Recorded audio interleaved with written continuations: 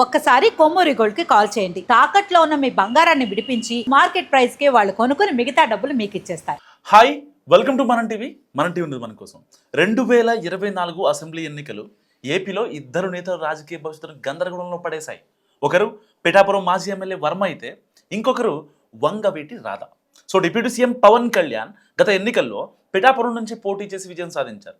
అప్పుడు టీడీపీ నియోజకవర్గ కోఆర్డినేటర్గా ఉన్న వర్మ తీవ్ర అభ్యంతరం వ్యక్తం చేశారు. కానీ టీడీపీ పెద్దల ఆ వ్యవహారాన్ని చాలా స్మూత్గా డీల్ చేశాయి. రాబోయేది మన ప్రభుత్వమే, వచ్చాక మీకు ఎమ్మెల్సీగా ప్రమోషన్ ఇస్తామని నాకు చెప్పారు. ఆ విషయాన్ని చాలా ఓపెన్గానే చెప్పేశారు కూడా. అటు పవన్ కళ్యాణ్ కూడా వర్మకు పొలిటికల్గా సపోర్ట్ చేస్తారని పలు సందర్భాల్లో చెప్పారు. అనుకున్నట్టుగానే కూటమి అధికారంలోకి వచ్చింది. కానీ ఇంతవరకు తనకు ఇచ్చిన హామీ నెరవేర్చలేదంటూ తీవ్ర అసహనంతో ఉన్నారట వర్మ. మరోవైపు వంగవీటి రాధా కూడా 2019 ఎన్నికలకు ముందు టీడీపీలో చేరారు. అప్పుడు ఆ తర్వాత 24 ఎన్నికల్లో కూడా రకరకాల ఈక్వేషన్స్తో పోటీకి దూరంగా ఉన్నారు ఆయన. కానీ ప్రచారం చేశారు కూటమికి తరఫున.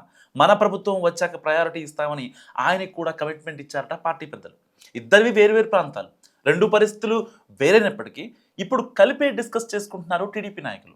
సో పిఠాపురం నుంచి పవన్ కళ్యాణ్ ప్రాతినిధ్యం వహిస్తున్నారు కాబట్టి అక్కడే వర్మకు పదవి ఇస్తే మరో పవర్ సెంటర్ తయారైపోయి లేనిపోయిన తలనొప్పులు వస్తాయని టీడీపీ అధిష్టానం భావిస్తుందట. పిఠాపురంలో ఆల్రెడీ టీడీపీ జనసేన వేరువేరుగా కార్యక్రమాలు నిర్వహిస్తున్నాయి. సో లోకల్ లీడర్స్కు సెట్ కావడం లేదన్నది ఇంటర్నల్ టాక్. ఇలాంటప్పుడు వర్మకు పదవి ప్రోటోకాల్ ఇస్తే ఆ రచ్చ మరింత పెరుగుతుందన్న ఉద్దేశంతో ఆచితూచి స్పందిస్తున్నారట టీడీపీ పెద్దలు. సో ఓవైపు సినిమాలు, మరోవైపు రాజకీయం, డిప్యూటీ సీఎంగా బాధ్యతల బరువు, ఇలా రకరకాల కారణాలతో పవన్ కళ్యాణ్ తరచూ పిఠాపురం నియోజకవర్గానికి వచ్చే పరిస్థితి ఉండదు. అలాంటప్పుడు అదే చోట వర్మకు హైప్ ఇస్తే లేని పంచాయతీల్ని తయారు చేసినట్టు అవుతుందన్నది టీడీపీ అధిష్టానం ఆలోచన. సో అందుకే ఇక కూటమి ఉన్నన్నాళ్ళు పిఠాపురంలో వర్మకు నో ఛాన్స్ అన్న చర్చలు కూడా జరుగుతున్నాయి టీడీపీలో. మరోవైపు వంగవీటి రంగా వారసుడు రాధా, పవన్ కళ్యాణ్ ఇద్దరిది కాపు సామాజిక వర్గమే. రెండు కులంలో ప్రభావం చూపగలిగిన కుటుంబాలే. ఈ పరిస్థితుల్లో టీడీపీ తరపున రాధాకి ప్రయారిటీ ఇస్తే పవన్కు అంత కంఫర్ట్గా ఉండదేమోనన్న ఆలోచన కూడా ఉన్నట్లు తెలుస్తుంది. అలాగే సామాజిక వర్గం పరంగా కూడా సున్నితమైన అంశాలు తెరపైకి వచ్చే అవకాశం ఉందని లెక్కలు వేస్తున్నారట. సో అందుకే ఆ ఇద్దరి జోలికి పార్టీ వెళ్ళడం లేదని తమ్ముళ్ళు చెవులు కొరుక్కుంటున్నారు.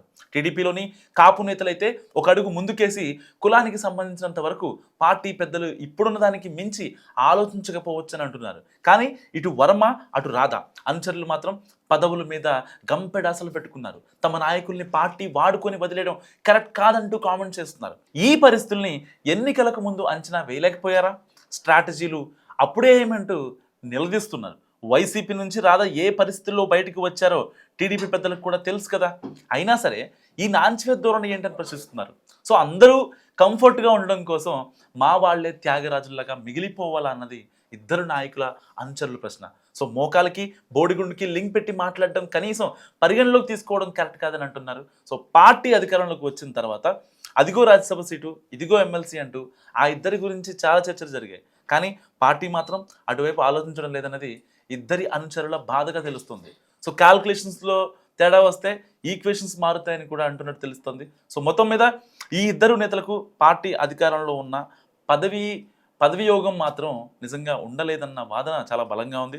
టీడీపీ పెద్దలు అటు కాన్స్టిట్యున్సీని, ఇటు కమ్యూనిటీని బ్యాలెన్స్ చేసే క్రమంలో ఈ ఇద్దరిని పర్మనెంట్గా పక్కన పెడతారా, లేక కాస్త లేట్ అయినా లేటెస్ట్ పోస్టులు ఇస్తారా అన్నది ఆసక్తికరంగా మారింది. సో వాళ్ళకి ఎలాంటి పదవులు ఇవ్వాలని మీరు అనుకుంటున్నారో మస్ట్ కామెంట్ చేసే ప్రయత్నించండి.